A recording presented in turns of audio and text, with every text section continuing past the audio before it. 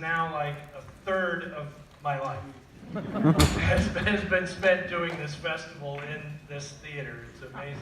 And as I'm looking around and seeing all these people that I know who've been coming here for so many years, it's fantastic. So thank you very much, Dennis. I appreciate it. Thank you, Dennis. Thank you, Gwen. Thank you, Barbara, Margot, Chris D, who was with us in those early days. I always remember hanging out. I said, haven't I seen you someplace before? Yeah, on stage with the Flesh Eaters. That's where I saw you.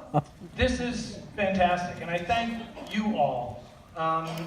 It's going to be a long night. I'm going to be hanging around. We've got 10 days to go here. I'm not going to do a huge intro right at the front, but something I have learned over these 20 years that is really, really important and that I put to use all the time now is when I started doing this, it was a bit of a game to see if we could find these films that had vanished. You know, when I wrote Dark City, The Lost World of Film Noir, the double meaning in that title was it reflected the alienation and the loneliness that you find in these movies, but it was also that a lot of the movies had disappeared, right? And I was talking about films that I had only seen on bootleg VHS tapes that guys in the 70s recorded off TV. You couldn't find these anywhere.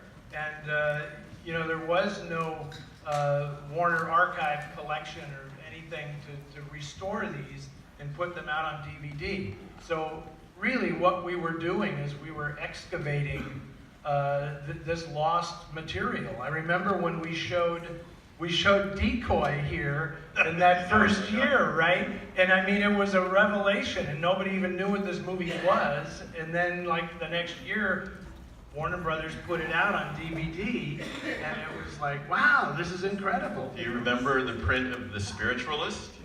Oh yes, I do remember. Was anybody here when we showed The Spiritualist the first time? It was a 35mm print that was so badly warped that our projectionists, God bless them, had to literally ride the focus the entire screening. And they said, we don't know if it will actually go through the projector. And it did one more time. Torhan Bey was here.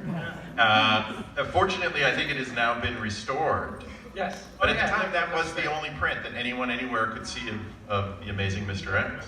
We had some remarkable experiences at this theater. I remember showing Shakedown. I was so excited to show this movie Shakedown from 1950, and I was stunned. This was very early on where, like, filmmakers were coming, right? And I'm like standing, I'm like, Curtis Hanson is here, wow, and Joe Dante just walked in, and, wow, Leonard Maltin's here to watch this movie, and then the film started, and it was The Shakedown.